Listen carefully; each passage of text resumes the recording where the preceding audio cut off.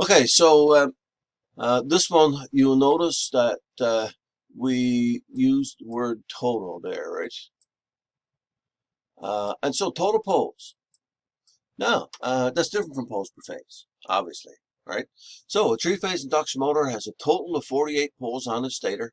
It's powered by a variable frequency drive capable of producing frequencies in the range of 5 to 120 hertz.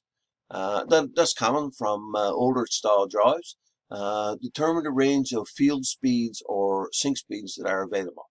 Now, for this one, I didn't really ask you to calculate the slip. I asked you to think about what range of frequencies provides there as for field speeds.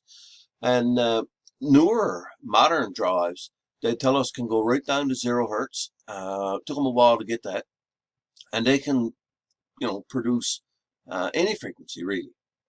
But you got to think about what the motor has been designed to do. And the motor that's been designed to run at 60 hertz is okay to reduce the frequency below 60. But you got to think about what happens to it if we increase the frequency above 60 and that makes it go faster.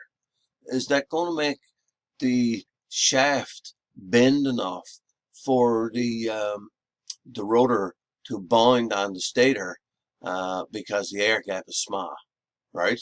And so one of the things that you got to think about there is that you really need motors that are designed to be driven over speed to be used with variable frequency drives. And so very often you'll find that motors are specially designed for a very specific drive, and they come in pairs, and they probably shouldn't be used with other types of devices. But motors that are designed to be used with drives, there's a spec on or something on the nameplate that tells you that they're designed for that. And so you got to be careful about stuff like that.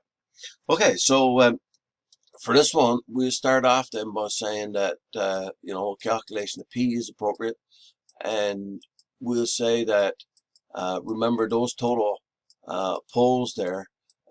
This is a three-phase machine, and so the total poles then divided by the number of phases, which of course is always 3.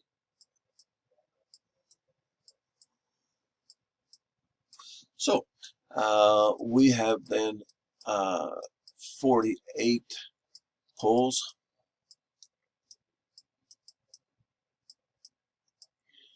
over 3 phases,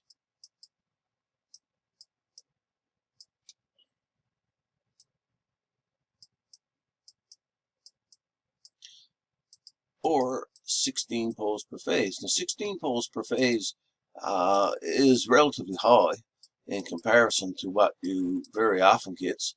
And so that means, slow motor, really, because speed is inversely proportional to the number of poles. And so if we're going calculating speeds, right, we'll say that the minimum speed occurs at the minimum frequency because, of course, speed is directly proportional to frequency. So the minimum field speed that would be available then occurs at 120 times the minimum frequency divided by P. And so we have 120 times 5 hertz divided by 16, and the minimum value for NS, if you do the math there, 37.5 RPMs. So that's pretty slow as motors go. And then, of course, we can also say that maximum speed at maximum frequency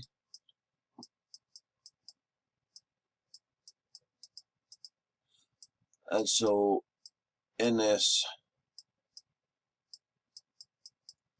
maximum 120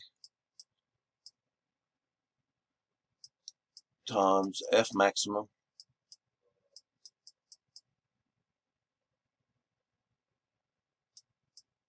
over P. And so we said that the maximum frequency was 120 hertz. So we have 120 times 120 hertz over 16. And if you work that out, 900 RPMs.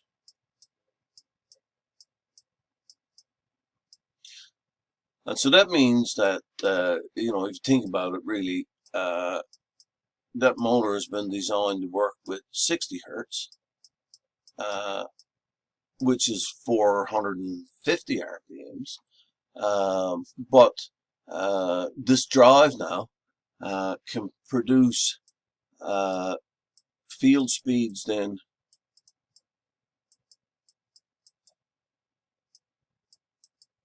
in the range of it was very difficult to draw with the mouse there. My writing looks like a 6-year-old, right? 37.5 RPM to 900 RPM. And so you must understand that, you know, had we believed, I suppose, that the slip would stay constant over that whole range, which it probably won't because it depends on loading and so on, we could try to calculate a range of running speeds available. But the reality of it is we got to understand that because there's some slip, the running will actually be slightly less than the sync speed at any given time.